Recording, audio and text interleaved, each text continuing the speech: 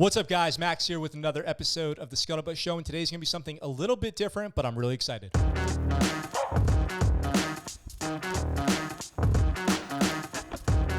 Okay, so if you guys are new here, my name is Max. I'm a Navy veteran. I did almost 14 years in the Navy. In that time, I got to go do a lot of cool stuff, travel all around the world. Now I host this podcast and YouTube channel, the ScuttleButt Show, which is all about military and veteran topics. And we're going to talk about something that happened recently with the show. So somebody found me on YouTube and asked me the question, what did I do in the Navy? Could I talk about leadership and leadership experiences in the Navy?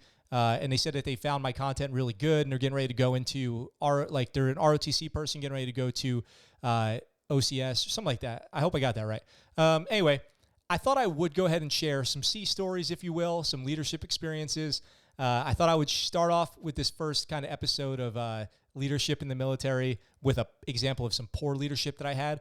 It might just be kind of fun to share a little sea story and a little bit more of the background on me if you guys want to get to know me a little bit better. So here we go. Okay. The year is 2005. Okay, so the year is 2005, and I had been in the Navy about 18 months. I was on the aircraft carrier, the USS Ronald Reagan. I had joined the Navy undesignated, which means I had no job.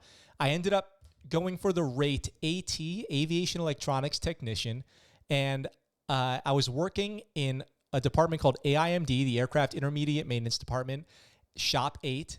If you guys know what that is. If you know anything about the Navy, there's this thing called the Enlisted Warfare Specialist pins that you can get. Basically, they are like academic qualifications where you go through and you do a series of evolutions, like practical exams, written exams, knowledge-based exams, oral boards. And when you're done with all that, you get this pin and you wear the pin on your chest. Those represent that you've become a specialist in a certain field. So there's aviation, there's surface, which is like shipboard stuff. There is information dominance, which is like cyber security. Then there's expeditionary, which is like what Seabees do, kind of special forces, actually going boots on ground, where you go to Africa, Iraq, Afghanistan, do a boots on ground deployment. There is Fleet Marine Force, which is the hospital corpsman's pin. There is submarines. There's the submarine warfare, something like that. I don't know that much about submarines, I'll be totally honest.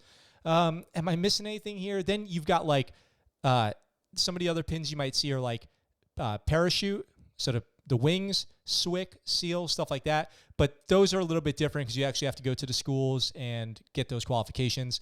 These enlisted warfare specialist pins are open to anybody who, if you're at the right command at the right time and you put in the work, you can get these pins. So back to the USS Ronald Reagan circa 2005. I, Airman Max Bloom, undesignated, working in AIMD, trying to find my way, had just gotten my enlisted aviation warfare specialist pin, which was a big deal for an E2, E3 to get.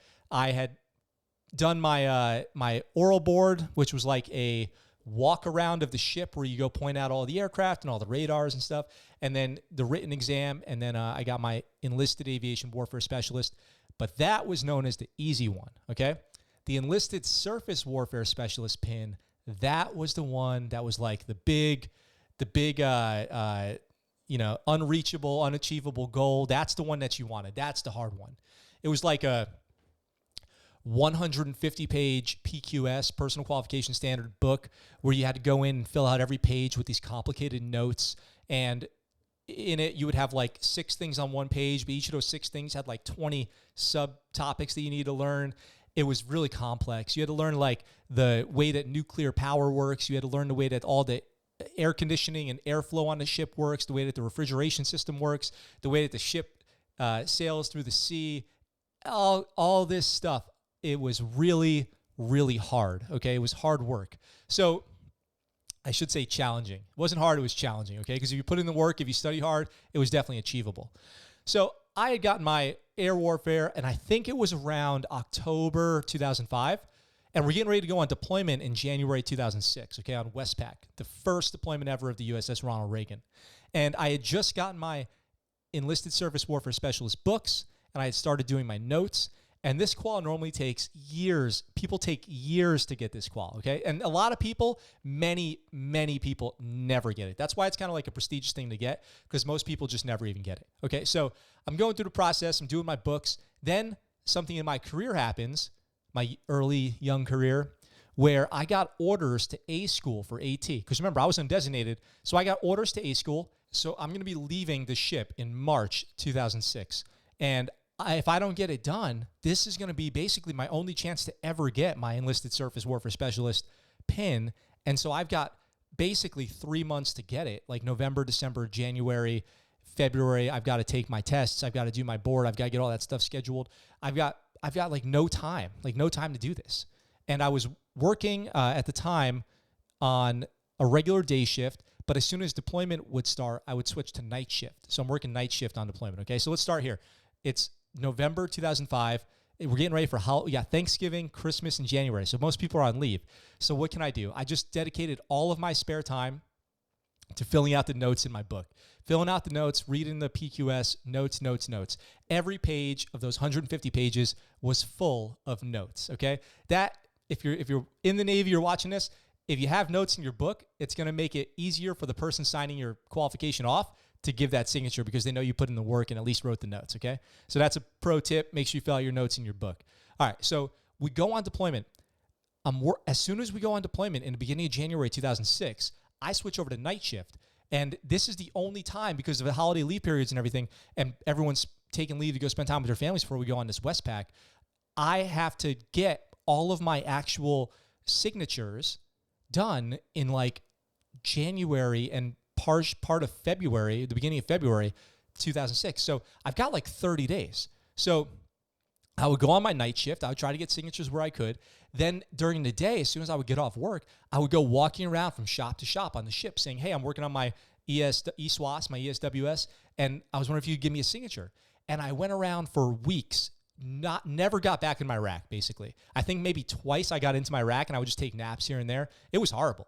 I was killing myself. But luckily, I was only like 20 years old, so it wasn't that bad. I had the energy. So I go around, I get my book filled out in signatures. And then it's time to go take, it's probably early February, like maybe the first week of February, something like that. Probably the end of the first week of February. My book's all done. I get all my signatures. I have to go take the written test. So I go take the written test, and I failed it. So I failed the written test. And there was a policy where you have to wait 2 weeks in between attempts at the written test.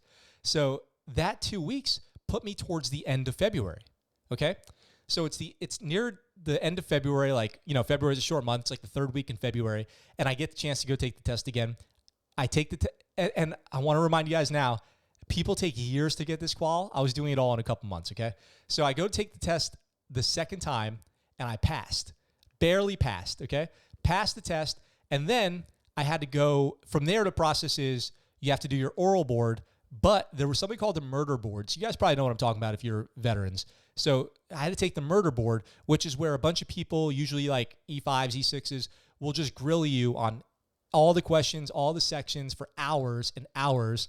And then they will recommend, if you're ready to go take the actual board, to save the actual board members the time, because that's like all Master Chiefs, E8s, E9s in the Navy sitting on a board, and they only do a few people at a time, and a lot of people fail, so they don't want to waste the time and send up a bunch of unprepared people.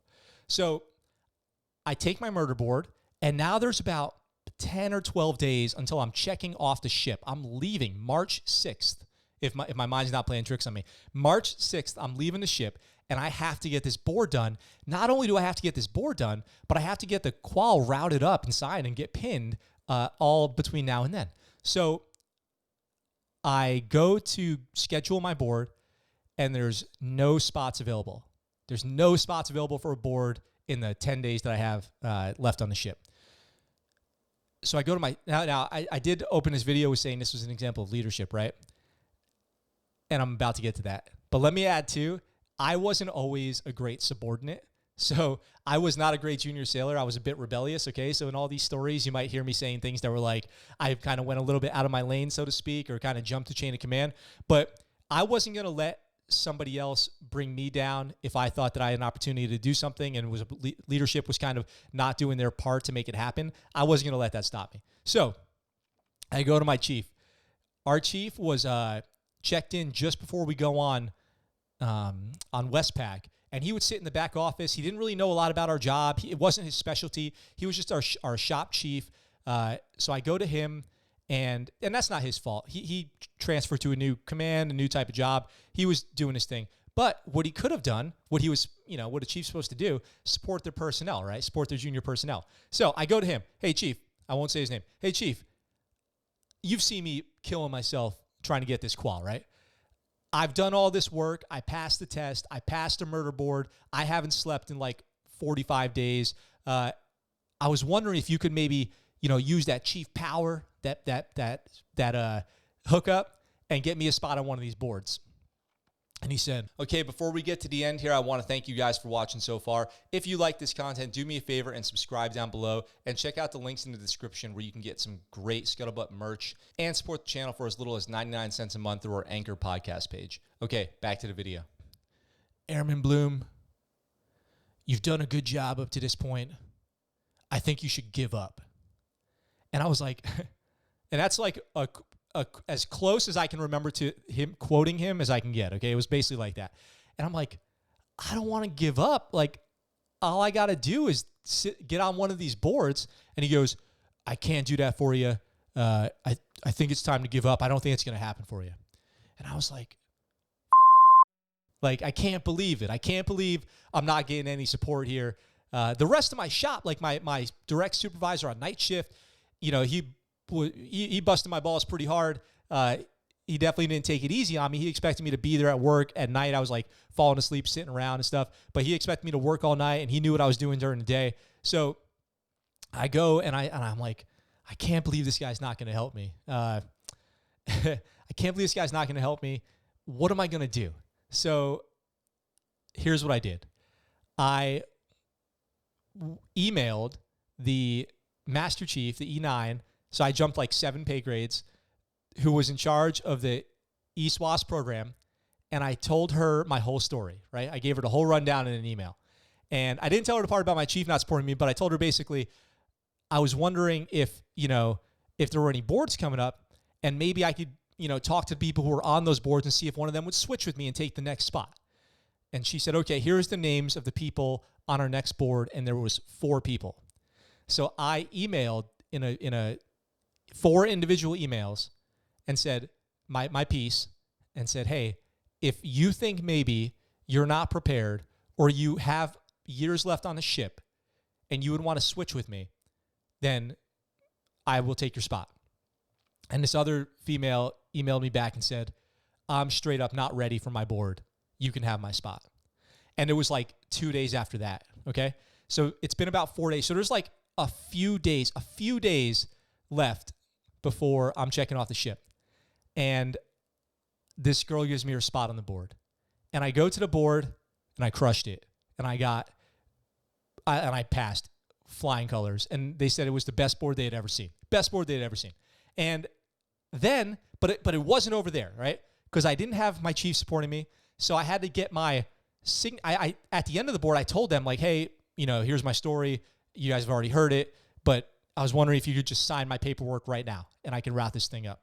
So they signed my paperwork on the spot, and it goes to the commander of our department, our O5, who was in charge of our department, who then takes it directly to the CO, gets it signed, and that took a little bit of time.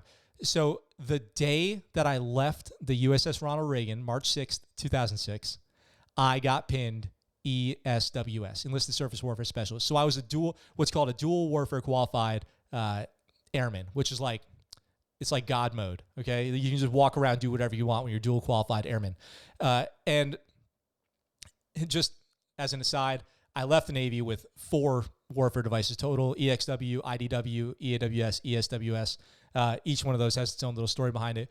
But anyway, the leadership piece was I had a bad leadership experience where I had my chief, who saw what I was doing, told me, hey, you should just give up. My message to you guys is you should never give up, okay? If you think you can do something and you have one bad leader standing in your way, it doesn't mean that there's not 6 other good leaders who were those people that I emailed, who was that Master Chief that I emailed, right? Who were ready and willing to step up and hook me up, right? I just expressed what I needed. So don't be afraid to say when you need some help. Don't be afraid to say when you need to get in somewhere. If you've been putting in the work and you're ready for something, let people know that you're ready for that, that leadership role, that qualification, that chance to go test for something or prove yourself, right? You got to get out there and put yourself out there. So that's my message from this video. I hope you guys like this little C stories. If you did like it, let me know in the comments down below, and I'll do a lot more of these. If you didn't like it, I'll go back to what I was doing before. If you haven't already, hit subscribe to this channel. Head over to ScuttleButtShow.com where you can support this channel and get all kinds of merch. Head to our Anchor podcast page. All that's linked in the description down below, and you can support this channel with a monthly contribution of as little as 99 cents. I look forward to talking to you all really soon. I'm out for now. What's up, guys? Thanks for watching that video. I hope you enjoyed it. If you did, go ahead and hit that subscribe button up in the corner here and check out this next video. If you want, in the description down below, there's links where you can get ScuttleButt Show merch and find out how you can support the channel. I really appreciate it, and I look forward to talking to you guys very soon.